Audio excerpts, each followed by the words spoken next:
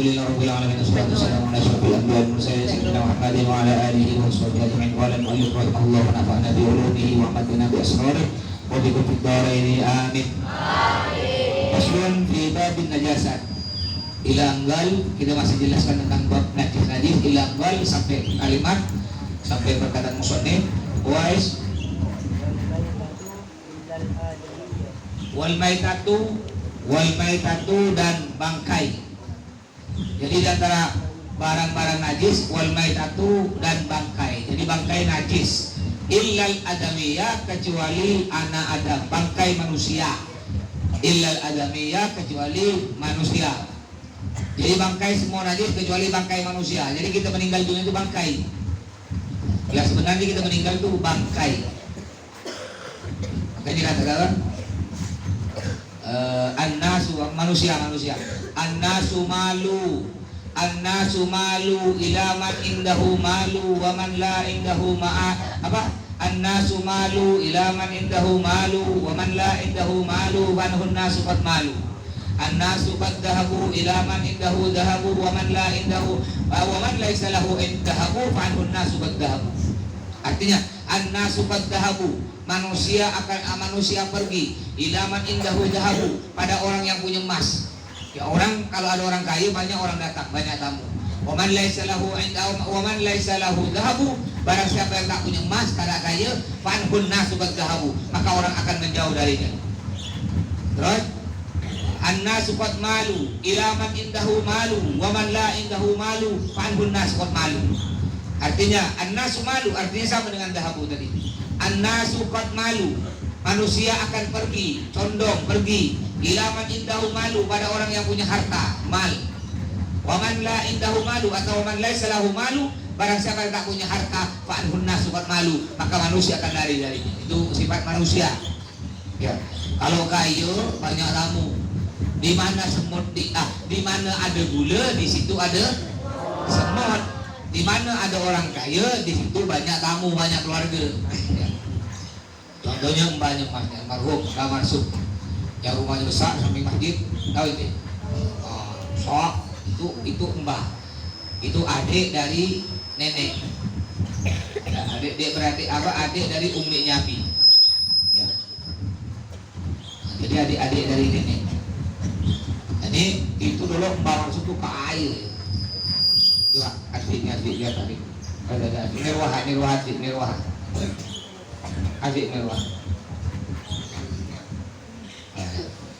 Ya. Nah, ini Mbak Mansur kayu. Mobil kita salah kalau udah 6-7 buti. Itu tamu tiap hari.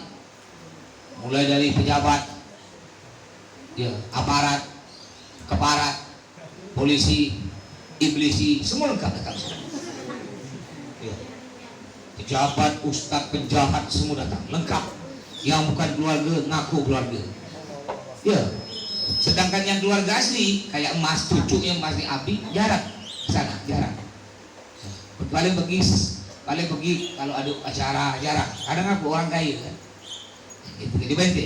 Nanti kalau senang pergi rumah keluarga yang kaya, apa yang biasa? Kalau kaya tidak enak kan? Tak enak, perasaan yang tidak enak. Apa tak enak? Takut dikira kita nak minta duit, dikira nak minta makan di situ. Tapi kalau rumah keluarga biasa, bahkan keluarga yang tak mampu, kita lebih enak dia di situ. Walaupun dia nyiapkan ikan asin, ya, indomie, telur, sayur kangkung, sambal belacan, ya, sayur geladi, wow, tapi enak.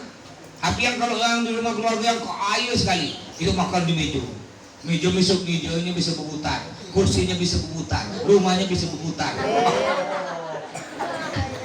Pusing ya, tak enak. Nah, jadi dulu mbak masuk saking kayu tuh banyak.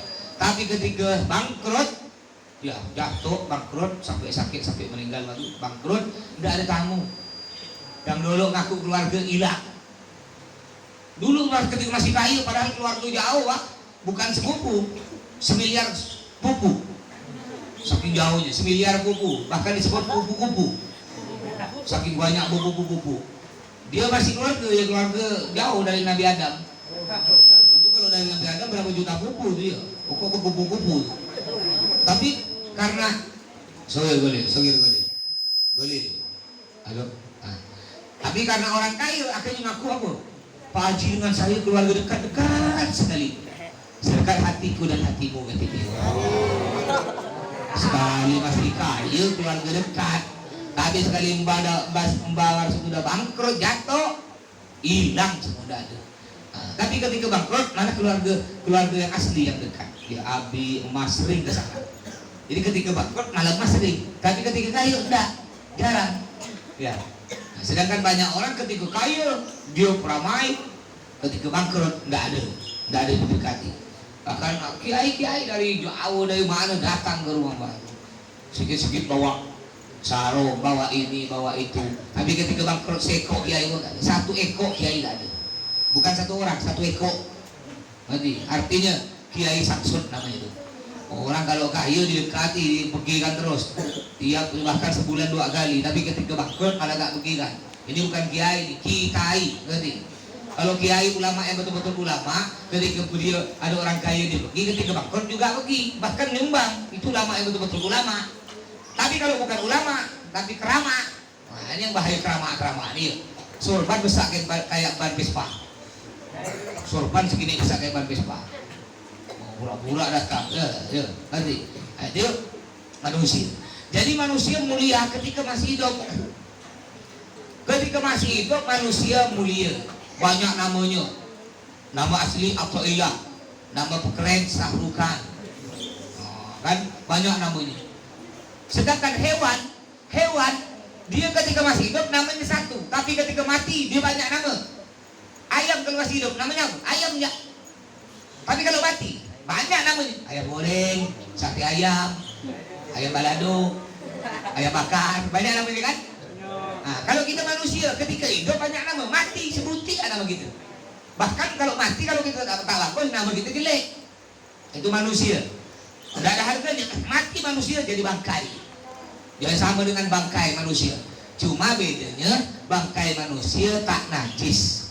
Sedangkan bangkai selain manusia najis. Kucing mati. Ada kucing mati, ente pegang, tangan ente basah, atau kucingnya basah, tangan ente basah, najis. Atau salah satunya basah, najis. Ya, salah satunya basah. Tapi kalau kering dengan kering, enggak najis. Bangkai kucing kering bulunya, tangan ente kering, pegang tak najis. Ada teh kering, tahu teh kering? Tai kering atau teh kam, teh kambing.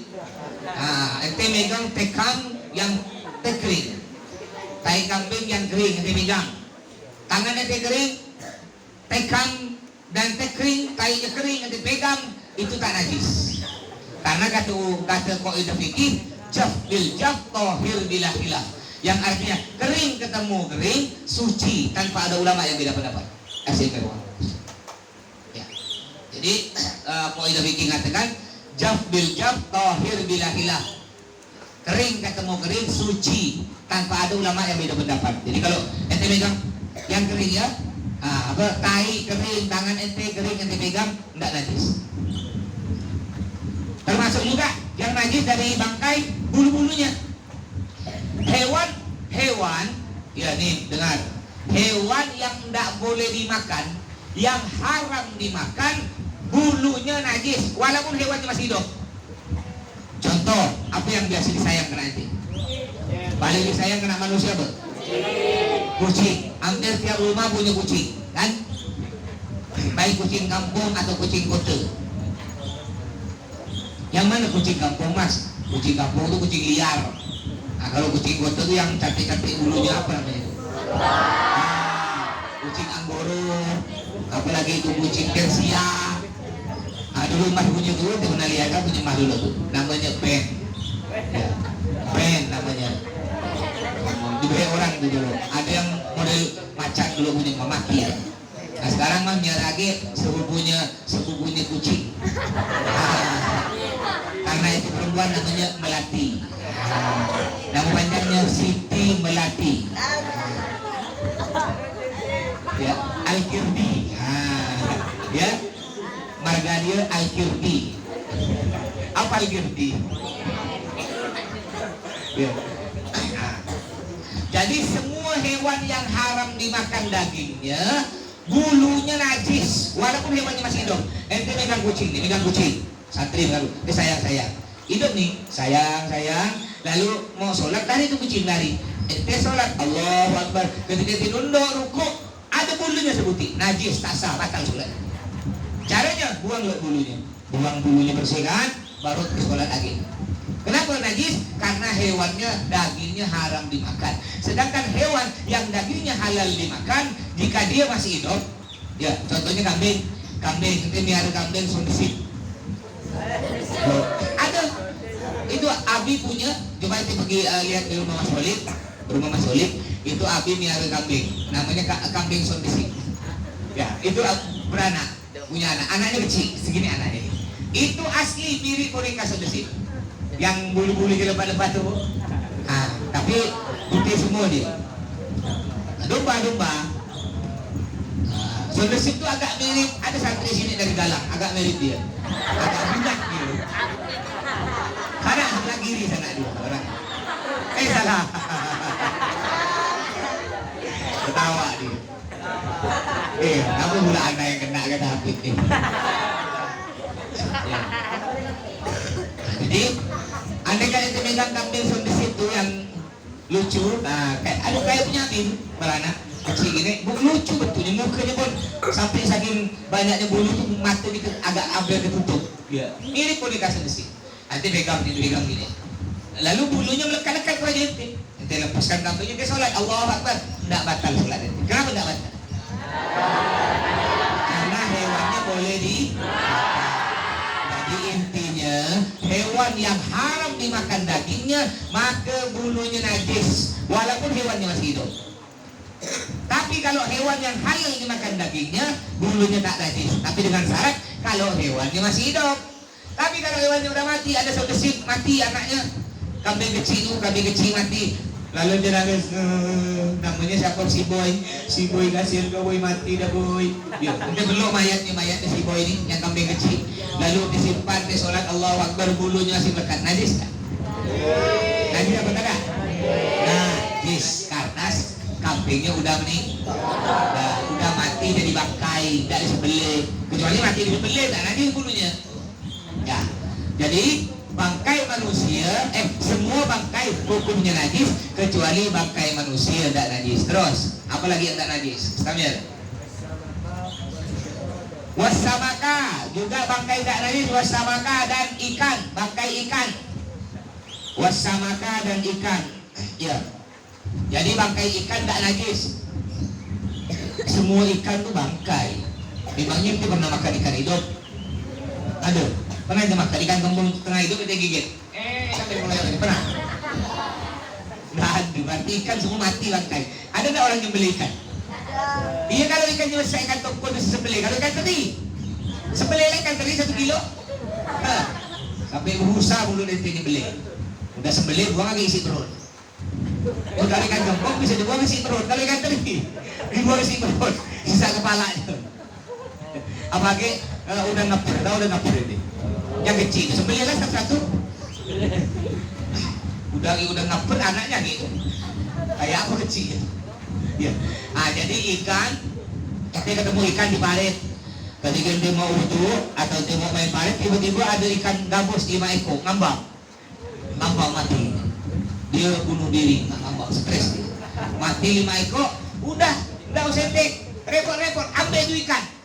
Ente pegang ikan tersebut tidak najis, boleh dimakan, digoreng dia boleh makan. Jadi bangkai ikan apa boleh dimakan, dan ikan tidak harus disembelih ya, ikan tidak harus disembelih, cuma dianjurkan ikan itu suruh ente goreng, ente bunuh langsung lo kepalanya, udah mati baru digoreng, jangan pula hidup-hidup, kasihan ngerti. Hidup-hidup nih, tinggal ambil ikan, tangguh kena ente pakai tangguh, bapaknya. Agak ikan lele 5 ekor hidup-hidup, langsung panas, siapkan penutup kuali, dimasukkan tutup, jauh ikan. Tak usah, itu nyiksa binatang ya, nyiksa binatang. Yang bagus ya mati, bunuh dulu ikannya udah mati, baru masukkan. Jadi bangkai ikan tidak najis, termasuk ikan asin. Umpama ente ikan asin karena ente terutama anak baru udah betah ya di rumah sering makan ikan asin, akhirnya kena emaknya, Jong biar kau tak ikat, kalau kau ingat mama biar rindu terobati, ini mama bawakan ikan asin gembong yang pedak ya, kau simpan Jong nanti Jong dalam plastik, kau simpan di kunci kau Jong, tiap sholat bawa, akhirnya dibawa betul ikan gembong pedak, simpan sini, nanti sholat bawa ikan, enggak batal sholat, enggak najis, kenapa? Karena bangkai ikan tak najis. Tahu gembong pedak? Ikan gembong tuh, ikan asin gembong yang warnanya menggila apa? Kuning-kuning tuh, asin gembong itu goreng, beri asam jeruk sambal, potongkan cabai dengan bawang merah, ayam KFC lewat, betul lah? Lewat KFC itu, tak ingat kawan dah kalau makan itu, ya? Tak ingat kawan. Ya, terus, apalagi yang bangkai tapi tak najis. Wal jaroda dan belalang, wal jaroda dan belalang. Sobat. Gum. Nah, yang hidup berdiri, Nah, wal jaroda dan belalang, bangkai belalang tidak najis, boleh dimakan. Belalang hidup atau mati itu tidak najis, boleh dimakan belalang. Mas dulu pernah makan belalang, banyak kan Mas dulunya. Dulu di Daluwatu pernah musim orang kampung itu musim penyakit apa kata orang kampung? Iya pekuereng apa gitu lah. Pokok belalang lah. Itu banyak belalang masuk kamar. Aduh belalang ini ratusan belalang di kamar, di masjid, di halaman banyak belalang. Akhirnya menangkap belalang dengan kawan-kawan nangkap. Banyak dapat belalang tuh. Yang mungkin kalau canting tuh 3 canting kali belalang tuh. Belalang macam-macam bentuk belalang. Ada belalang yang gimana model tidurnya somat. Ada belalang kan? Tahu belalang itu? Belalang sembah. Ada belalang model gitu, ada belalang yang ada apa sayapnya tuh, macam-macam belalang. Akhirnya beri masaku.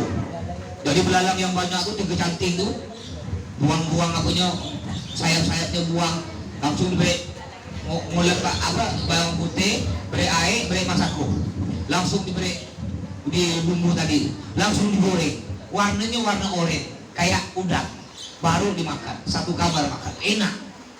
Belalang, boleh nanti cari belalang. Dicari belalang di belakang WC itu banyak belalang. Ya, ada belalang kecil, ada belalang yang boleh kecil. Halal, boleh dimakan belalang. Jadi belalang hidup atau mati, tidak najis dan boleh dimakan. Ya halal. Ya terus. Hah? Terus?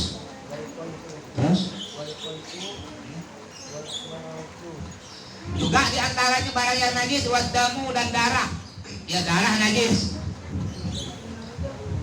Ada apa tuh? Biar Musgun. Wadamu dan darah najis. Kalau banyak, kalau sedikit darah najis, kalau sedikit tapi dimaafkan. Ya. Darah kalau banyak najis tidak dimaafkan. Sedangkan darah sedikit najis tapi dimaafkan. Maksudnya sedikit itu kayak apa banyaknya Mas? Banyaknya tidak lebih besar dari duit dirham. Ente tahu tidak duit 100 rupiah zaman dulu? Yang agak besar? Tidak tahu itu. Tak dapatkan yang masih kecil. Nah kalau berarti tahu duit 500? Nah besarnya kurang lebih 1,5. Apa? Duit 500 lebih besar agak sedikit. 1,5 dari duit 500. Jadi andaikan ada darah di baju ini ada darah. Besarnya kayak duit 500, besarnya darah, maka ini najis tapi dimaafkan, boleh dipakai bajunya sholat. Mama ada berdarah nyamuk, ya nyamuk, dia pukul nyamuk, pak, gitu ya. Langsung darahnya sebesar, anggaplah sebesar biji jagung, besar jagung di sini. Ini najis tapi dimaafkan, boleh sholat. Baju ente sarung ente kena darah terus, boleh sholat, tapi dengan syarat yang dimaafkan hanya darahnya, sedangkan nyamuknya najis gak nyamuknya? Ingat balik tadi, bangkai semuanya najis kecuali 3 bangkai. Apa bangkai yang 3 yang tidak najis? Manusia, ikan, dan belalang. Selain yang 3 ini, itu bangkainya najis. Berarti nyamuk tadi gimana? Najis. Jadi kalau tiada sholat, Allah sebelum sholat dia mukul nyamuk, lepas mati. Allah Akbar, lebih sholat. Ada darahnya. Ya, kalau ente lihat ada sayap nyamuk, ada kaki nyamuk, maka batal sholat itu. Caranya sebelum sholat buang loh. Nyamuknya, bulunya, sayapnya, kaki buang, habis sisa darahnya. Darahnya najis tapi dimaafkan dengan syarat darahnya tidak lebih besar dari 2 dirham.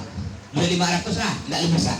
Andaikan darahnya besar ini, darahnya umpama ada kawan ente tak sengaja gosinya keluar apa darah, lalu dia beludah dari atas, darah semua nih cuy katanya, terkena sini besarnya segini, dimaafkan tak? Kenapa tidak dimaafkan? Karena lebih besar dari duit dirham, ya 500 lah itu darah. Jadi darah najis. Darah apa saja, semua darah. Mau darah nyamuk, mau darah ente sendiri, darah head, darah sunat, darah apapun, sama hukumnya najis. Kalau banyak, kalau sedikit najis tapi dimaafkan. Terus wal qaihu dan nanah. Tahu nanah?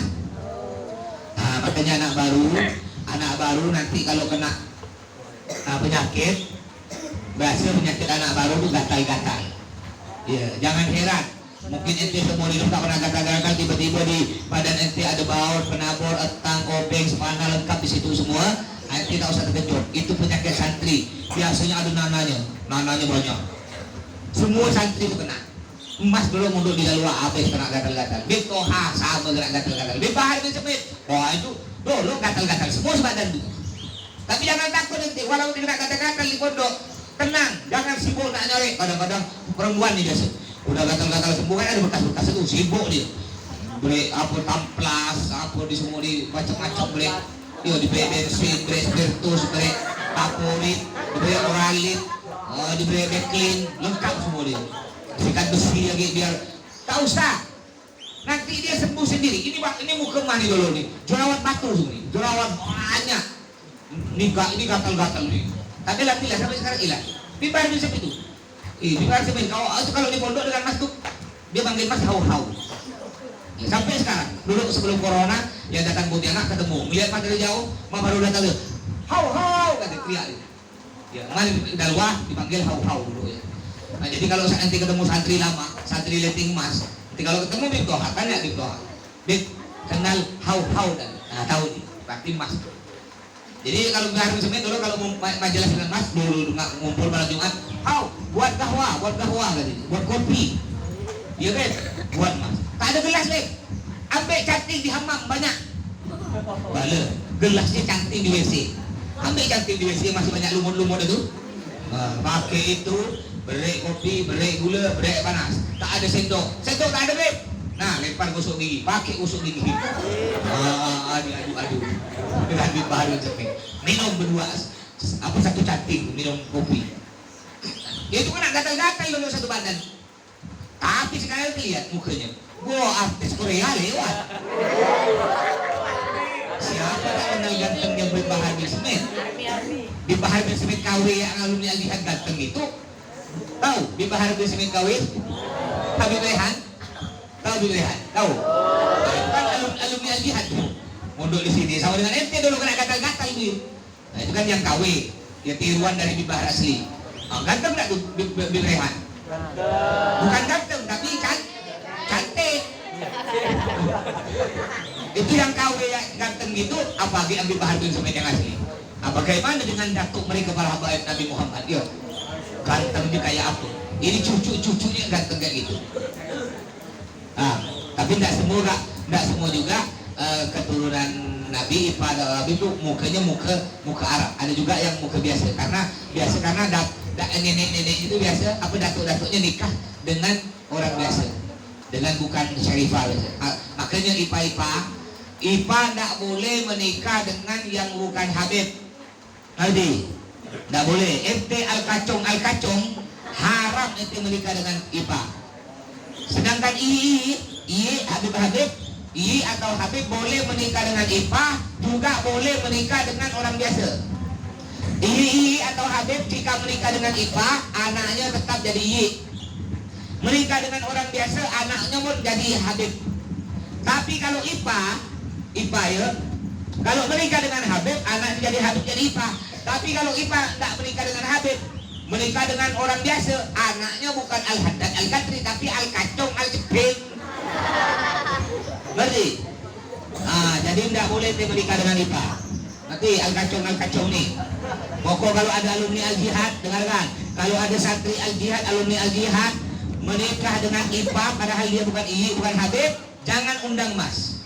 Pertama jangan undang mas. Kedua haram itu nginjak Al-Jihad. Mas tak ngaku itu sebagai murid. Ini santri kurang ajar namanya. Dalam kitab Bughayatul Mustarsyidin karangan Al-Habib Abdul Rahman Al-Masyhur, haram yang bukan Habib menikah dengan IPA, tidak boleh. Dulu ada santri Al-Jihad di sini. Ada santri Al-Jihad dulu udah cerai tadi. Udah lama dah, ada sekitar 10 tahun lalu. Mah diundang kawin, Abi diundang. Mah belum dapat berita bahwa dia ini nak kawin dengan IPA. Sebelum mas pergi sisa berapa hari, ada alumni cerita, mas jangan pergi mas, kawinnya sebulan. Kenapa pula? Karena calon istri dia IPA. Astagfirullah, IPA. Mau bilang ke Abi, di rupanya sebulan yang undang kita tuh, di rupanya dia IPA. Udah tak usah nulis. Calon istrinya itu IPA. Duduk siapa tuh? Duduk. Ini kecil-kecil udah pengurus. Dia nanti mah jadikan pengurus, betul badan enti kurus. Ngerti? Jam jadi pengurus kayak Habib itu cocok. Kayak yang kurus-kurus tahu saya jadi pengurus, tapi jadi penggendut. Yang gendut jadi pengurus. Sampai mana tadi cerita juga? Nah, Abang bilang Abi, rupanya dia nih mau sama calon istrinya IPA. Gimana Bi? Abi tak pergi. Ya. Abi tak pergi, Mas pun tak pergi. Karena kalau sampai Abi dengan Mas pergi, itu nanti akan jadi dalil. Mas datang, Abi datang. Lalu kan banyak tetangga, warga, alumni yang datang lalu lihat. Oh berarti kawin dengan IPA boleh. Itu Abi dengan Mas Tutuk datang. Berarti boleh. Tapi ketika Mas tak datang, ya, Mas bilang ke alumni, bilang ke dia, Mas dengan Abi tak datang. Ngapa? Haram. Nah, baru semua tahu. Akhirnya lama-lama cerai. Dan banyak maksiat orang yang menikah, orang yang bukan Habib, ya, menikah dengan syarifah, hancur rumah tangga. Banyak hancur. Santri Al-Jihadnya ada dua orang menikah, tiga orang. Yang dua hancur rumah tangganya. Udah cerai, dulu dia kaya, cerai, bangkrut. Sekarang bangkrut, luntang lantung hidupnya. Tak punya rumah, ngontrak sana, ngontrak sini, ya, sakit-sakitan, kena kualat. Ada juga orang, ya, menikah dengan IPA, lalu ada salah satu Habib beritahu dia, ini Ustaz, kurang alim. Ustaz menikah dengan IPA tidak boleh. Kata siapa tak boleh? Urusan aku nanti dengan Nabi Muhammad, kata dia. Nantang. Akhirnya menikah betul dia. Ini Ustaz menikah betul. Lalu si Ustaz ini lama-lama cerai dengan istrinya, dengan IPA cerai. Dia punya anak dia jadi pecandu narkoba. Ustaz ini asalnya pesantri, santrinya hilang. Ya, lama-lama Ustaz ini dah meninggal dunia. Sebelum meninggal Ustaz tersebut kena penyakit mulut bengkok. Tahu mulut bengkok? La yahya la yamut, tak mati tak hidup. Begini. Itu ada 5 tahun kalau tidak salah. Dunia sampai bergetar. Gagal dunia. 5 tahun. Sebelum hampir sakit dia bangkrut nih, kena kualat ya. Nabi Muhammad tak terima. Nabi ditantang dengan dia. Urusan anak dengan Nabi kata dia. Nikah akhirnya sakit hidupnya. Udahlah, kena IPA ditinggalkan, kena istrinya. Dia bangkrut, miskin. Santrinya semuanya hilang, sebutiku tak bersisa. Anaknya tak ada jadi orang, malah jadi pecandu narkoba. Dia sebelum meninggal bergegar-gegar begini sampai 5 tahun. Ujung-ujungnya mati. Belum lagi nanti di akhirat ketemu dengan Nabi Muhammad. Nah, makanya hati-hati, tidak boleh menikah dengan IPA, tidak boleh, haram. Jangan macam-macam dia ada alumni Al-Jihad santri menikah dengan IPA padahal bukan Habib. Jangan, haram intinya di Al-Jihad. Tidak boleh. Makanya IPA ente pertahankan Pak. Kadang-kadang ada gaya gitik-gitik. Ada tuh. Dia udah tahu itu bukan Habib Pak Kacong, masih ya mau. Ngerti Pak? Tak boleh Pak. IPA dia cucu Nabi. Pertahankan nasabnya, pertahankan keturunannya. Nasab paling mulia di dunia ini adalah nasab atau keturunan Nabi Muhammad. Bukan Raden, bukan Gusti, bukan Andi. Nabi, bukan itu. Yang paling mulia nasab di dunia adalah keturunan Nabi Muhammad, Habib Syarifah. Itu nasab termulia yang ada di muka bumi. Kenapa? Karena jangankan kita ya. Ada sahabat Nabi namanya Abdullah bin Zubair. Abdullah bin Zubair, Nabi bilang, Abdullah, sini kata Nabi. Nabi pada itu bekam, canduk tu sedut darah. Dapat satu mangkok. Nabi bilang ke Abdullah bin Zubair, Abdullah, ente buang nih, darah bekam dibuang.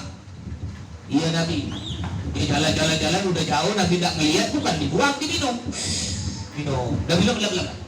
Dia agak kelawan. Kayak ente biasa yang kalau bulan puasa yang degil-degil tuh, tahu tak? Nyuri minum tuh. Dia tak ada orang rumah, buka kulkas, udah itu lap sampai kering. Datang mak bapak ya siang-siang pura-pura lemah. Ngapa nak lemah? Padahal 3 botol lah bes. Pernah nanti aku. Pernah kan? Belum pakai jasa pernah nanti nyuri duit orang tua tu. Duit mama di bawah bantal, duit bapak di gocek. Bapak kan gantung duit, bapak pergi WC, menoleh kanan, menoleh kiri, diambil. Pernah tak? Banyak ngaku dia. Dulu zaman jahiliyah. Sekarang alhamdulillah nanti mundur dapat hidayah dah. Jangan nanti liburan balik mengulang lagi, tak boleh. Bentar lagi libur ya. Sebulan lagi libur, makanya nanti kan liburan Idul Adha itu biasa ada hewan kurban, kambing, sapi itu kan. Nanti banyak-banyak lah makan di pondok. Biar badan nanti gemuk, takut di kampung ini tak ada hewan kurban ya. Nanti siapa tahu nanti bisa dikorbankan. Kalau gemuk. Ya, sampai mana tadi ceritanya itu? Akhirnya Abdullah bin Zubair buang kata Nabi darah bekam. Dia jauh dari Nabi tak lihat, diminum. Dah minum bilang bla bla bla. Lalu balik dengan mangkok kosong. Nabi nanya, Abdullah, udah dibuang? Udah Nabi. Oh iya, dibuang di mana? Dibuang di tempat yang orang-orang tak bisa lihat. Di tempat yang orang-orang tak bisa lihat. Maksudnya di perut anak Nabi. Anak minum. Nabi tidak marah. Nabi bilang gini, orang yang darahku bertemu dengan darahnya haram dimakan api neraka. Padahal Abdullah bin Zubair cuma minum darah Nabi. Jadi darah Nabi ketemu dengan darah dia, Abdullah Zubair haram dimakan api neraka. Apalagi Habib Ipa, darahnya bukan cuma diminum, darahnya nyambung dari Nabi Muhammad sampai sekarang. Ya. Lebih pantas lagi masuk surga, tapi sholat. Tapi tak sholat masuk neraka. Aku pula mana dalilnya mas? Kalau Ipa kalau tak sholat masuk neraka? Ada lagi dalilnya. Nabi bilang gini, ya, lau binti Fatimah sarakat lakotok tu yadaha. Al-hadits apa makal? Yang arti andaikan putriku Fatimah nyuri, aku potong tangannya. Kata Nabi bilang gitu. Andaikan putriku Fatimah nyuri, aku potong tangannya. Bayangkan, andaikan memang putri Nabi boleh nyuri, kan tak dosa. Tapi karena kata Nabi, andaikan putri anak nyuri, aku potong tangannya. Artinya bagaimana? Walaupun ente keturunan Nabi Muhammad, kalau ente nyuri haram tetap masuk neraka. Enggak sholat tetap masuk neraka. Tadi pahami? Mau masuk surga masuk neraka. Makanya rajin sholat. Dah sampai sini. Habis.